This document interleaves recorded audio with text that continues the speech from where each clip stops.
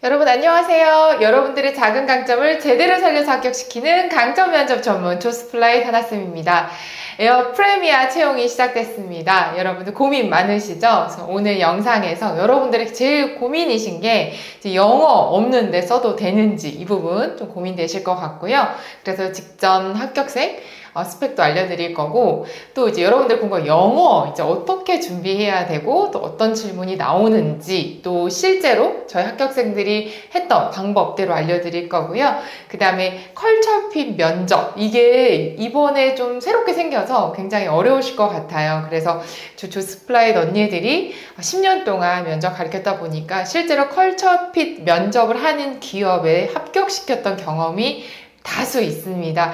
그런 부분도 좀 말씀드릴 거고요. 마지막으로 합격 자소서 팁 구체적으로 식상하지 않게 알려드리도록 하겠습니다. 영상 끝까지 봐주세요. 그 전에 구독하고 봐주시면 감사할 것 같습니다. 저희가 수제 자료집 몰을 운영하고 있어요. 그래서 여러분들이 오늘 영상에 굉장히 사실 담아드리고 싶은 게 많은데 담지 못하는 회사의 내부 소식, 그 다음에 구체적으로 이번에 어떤 사람을 뽑는지, 그 다음에 영어 더 구체적인 기출 질문, 그리고 이제 한국어 면접 답변 예시, 그 다음 자소서 상세 가이드, 기출 질문 모음 이런 것까지 전부 다 저희 아래 링크에 보시면 수제 자료집과 그리고 에어프레미아 한 번에 끝내는 영상 특강에 담았으니까 필요하신 분들은 꼭 도움 받으셨으면 좋겠습니다. 그럼 바로 넘어가 보도록 할게요. 제일 중요한 게 이번에 지금 바뀌면서 회사 분위기 어떤지 그리고 어떤 포인트에 좀 맞춰야 되는지 핵심을 좀 말씀드리도록 하겠습니다. 간단하게 말씀드리면 에어프레미아를 지원을 고민하실 필요는 없으실 것 같아요. 에어프레미아가 실제로 진급이 굉장히 빠른 회사이고 또 그만큼 괜찮은 분들을 뽑다 보니까 커뮤니케이션 같은 것들이 굉장히 원활해요. 그래서 이번에 워크 코드만 봐도 아시겠지만 괜찮은 분들을 만났기 때문에 갈등이라든지 의사 조율 이런 부분이 굉장히 원활해서 시니어리티도 없고 만족도도 굉장히 높은 회사입니다.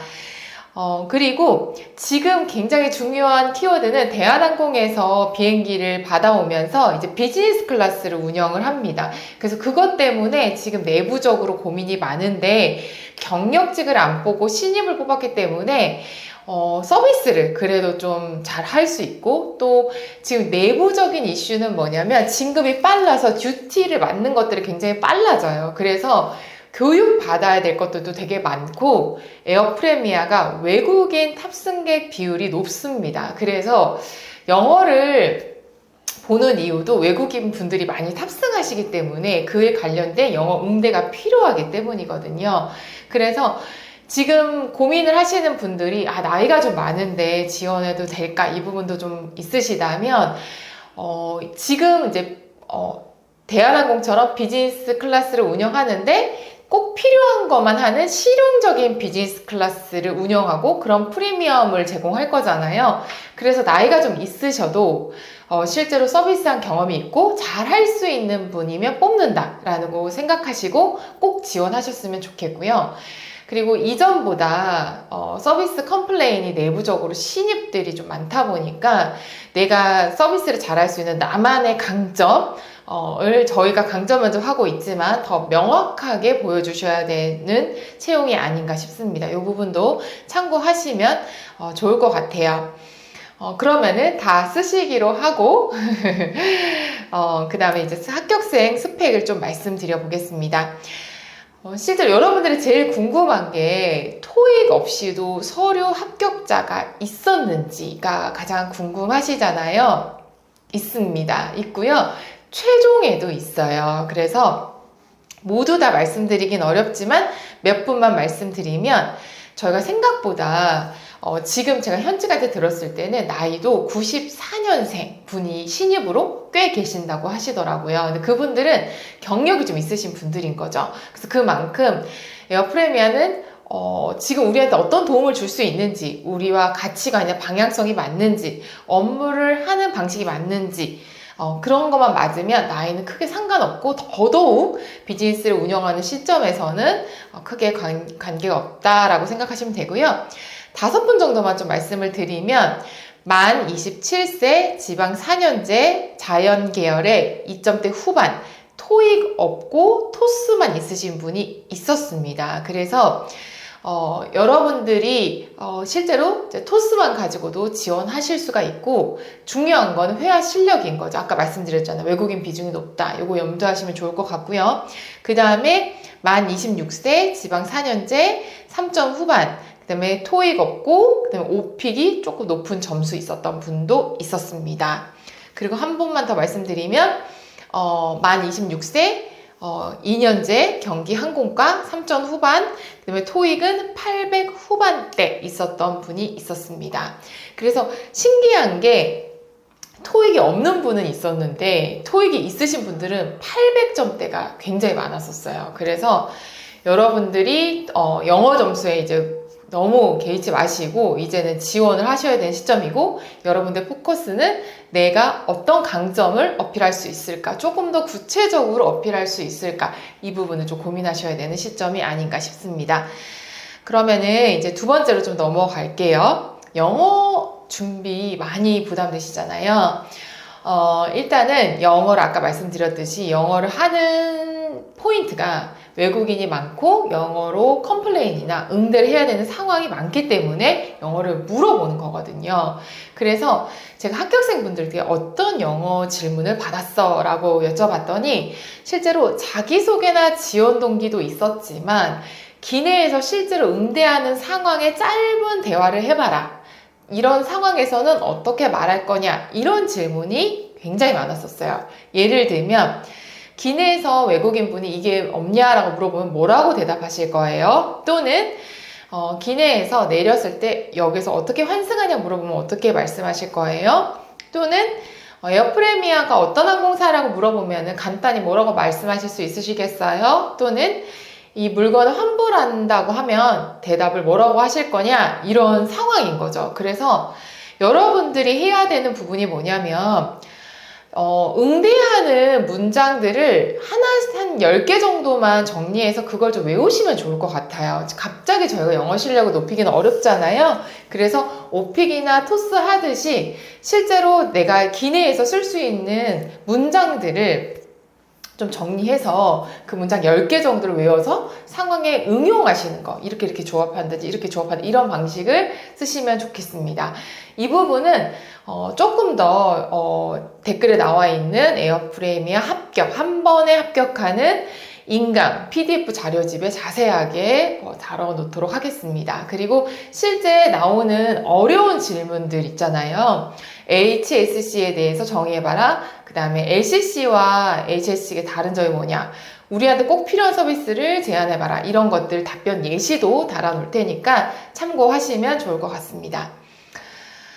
그리고 이제 자기소개, 지원 동기, 입사 포부, 장점 같은 것들은 사실 같은 말이잖아요. 그래서 이건 제가 또 활용했던 방식인데, 나에 대한 문장을 한 10개 정도 만들어 놓으시고, 그거를 이제 에피소드 부분, 이제 처음에 내 키포인트, 키워드 있는 부분, 그 다음에 어쨌든 에어프레임에서 무엇을 보여주겠다라는 포부로 마감이 되잖아요. 그래서 4문장씩 저는 정리를 해놓고 이걸 조합해서 썼었거든요. 그래서 나에 대한 질문을 물어봤을 때 그렇게 돌려막기 할 수 있는 그런 방법을 짧게 쉬운 단어로 외워놓으시는 거를 추천드립니다.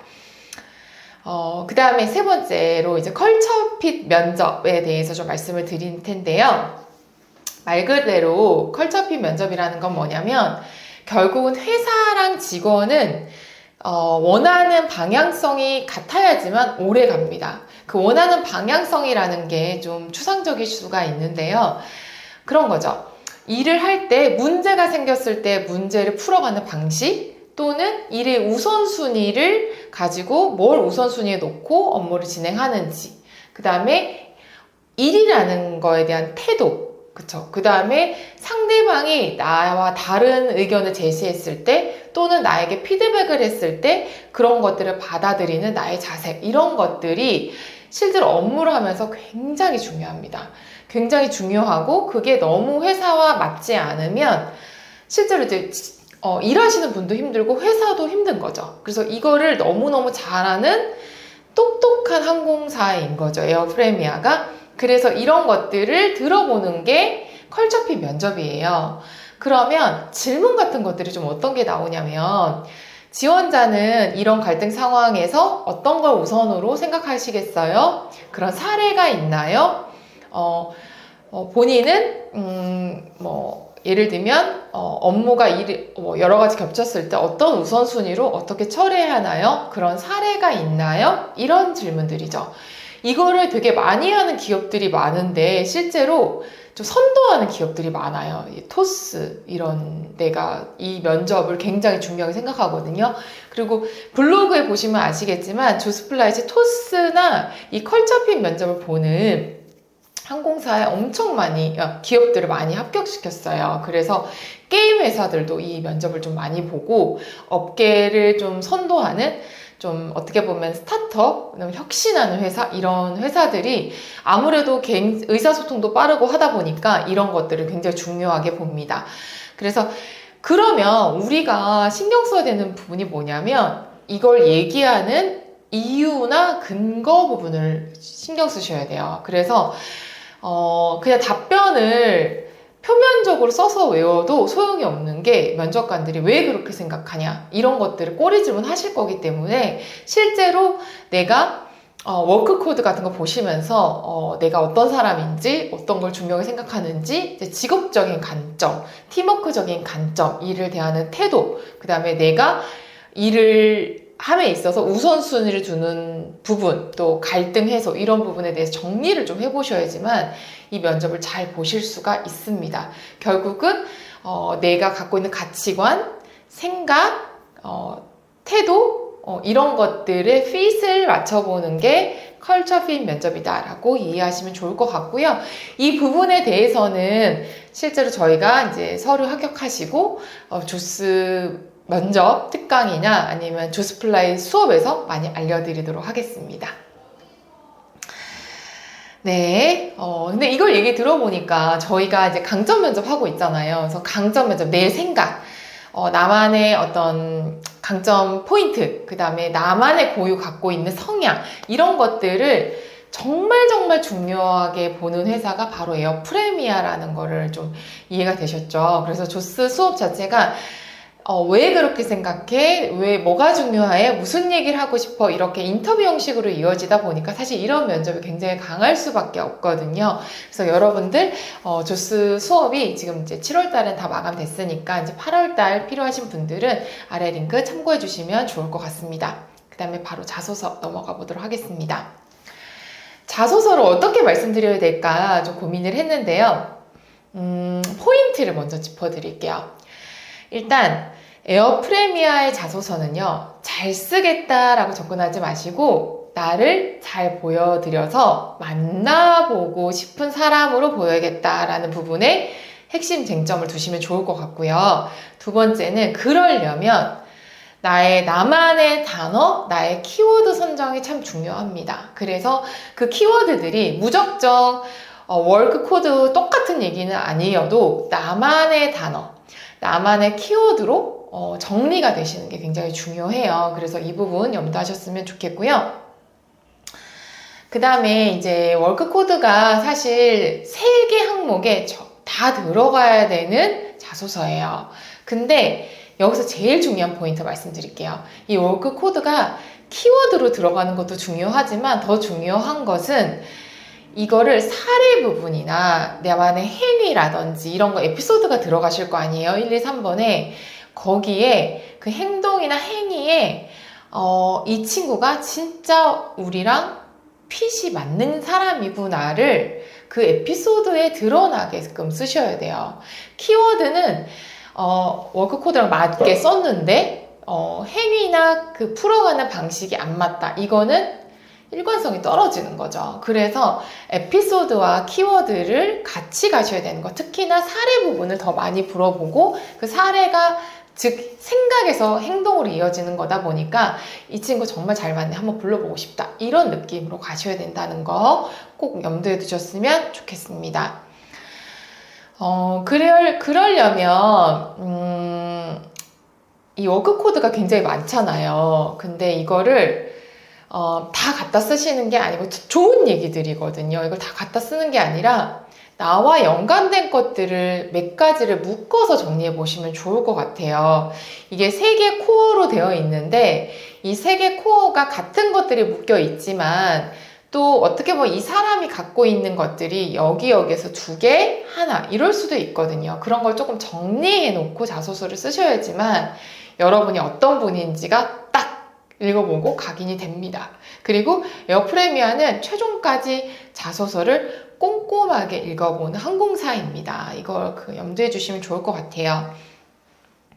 그리고 자소서 쓰실 때 월크 코드나 이제 프리미엄 웨이 읽어보셨을 때 이 회사가 굉장히 도전적이고 창의적이고 시도하는 항공사입니다. 진취적이고요. 그리고 그거에 대해서 명확한 근거로 판단하고 서로의 피드백도 거침없이 받고 개선하는 항공사인 거죠. 그 대신 직원들의 동료들을 존중하는 굉장히 끼어있는 항공사예요.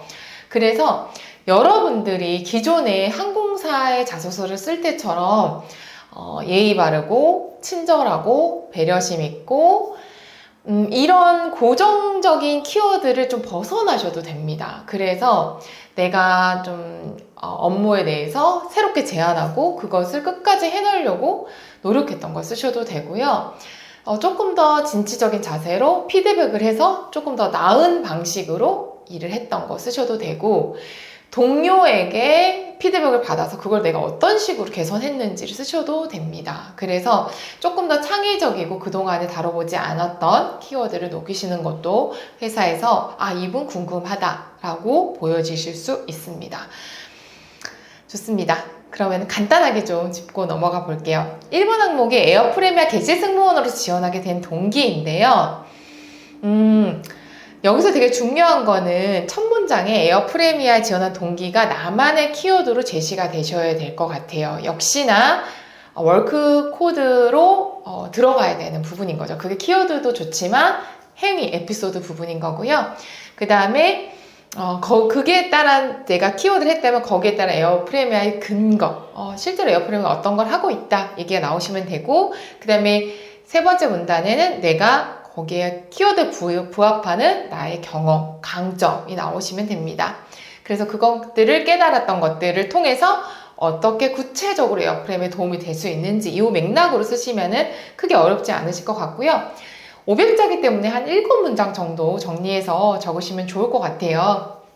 그리고 처음 쓰시는 분들은 1, 2, 3, 4, 5, 6, 7을 아예 다르셔서 그걸 쭉 적으신 다음에 정리하시는 방법이 조금 더 체계적으로 쓰기 쉬우실 거라는 생각이 듭니다. 두 번째 한번 볼게요. 월크 코드 15가지 중에 본인이 가지고 있는 가치와 부합하는 것을 하나 고르고 그 이유를 설명하세요 인데요. 아까 말씀드렸듯이 중요한 거는 내가 어울리는 거를 개연성이 좀 드러나게끔 쓰셔야 돼요. 개연성과 일관성이 좀 헷갈리실 텐데, 개연성은 뭐냐면 이 사람한테 나올 수 있는 얘기, 인과관계가 느껴지는가라고 이해하시면 좋을 것 같아요. 그래서 똑같은 얘기만 써야 되는 게 아니라 면접관들은 이 친구가 얘기하는 내용을 듣고 이 사람이 얘기할 수 있는 범주인가, 키워드인가를 유추할 수가 있거든요. 어디서? 자, 이력서에서, 경험에서. 그래서 거기에서 나올 수 있는 것들을 노출하시면 좋을 것 같고요. 아까 말씀드렸듯이 선행돼야 되는 것들은 월크 코드에서 내가 쓸 수 있는 내 것들을 정리해서 모아두는 거, 거기에서 파생된 이야기들을 쓰시는 게 중요합니다. 네. 첫 문장을 저는 어떤 에어프레미아의 월크 코드 중 뭐와 부합한 사람입니다 라고 쓰셔도 되지만 조금 더 독창적인 말투로 쓰셔도 괜찮을 것 같아요. 이런 부분은 인강에서 조금 더 자세하게 말씀드릴게요. 그 다음에 그 뒤에 중요한 건 뭐냐면요, 이 월크 코드가 저는 어떤 의미라고 생각한다라는 그 의미를 해석해 주시는 게 중요해요. 그래서 그냥 사례로 가셔도 좋지만 결국은 이 워크코드라는 게 결국 효율성이나 목표를 함께 가기 위한 어떤 행동 방식이거든요. 그래서 내가 선택한 이 워크코드는 나와 부합하는 이거는 이러한 의미라고 생각한다라고 나만의 해석을 좀 해주시면은 면접관들은 와, 말 통한다라고 생각하실 거고요. 거기 행위, 그 다음에 어떤 도움이 될 수 있는지 맥락으로 쓰시면 문제 없으실 것 같습니다. 마지막 3번 항목인데요. 에어프레미가 사랑받는 항공사가 되기 위해서 어떤 것이 필요한지 본인의 생각과 이유를 들려고 말씀드렸는데,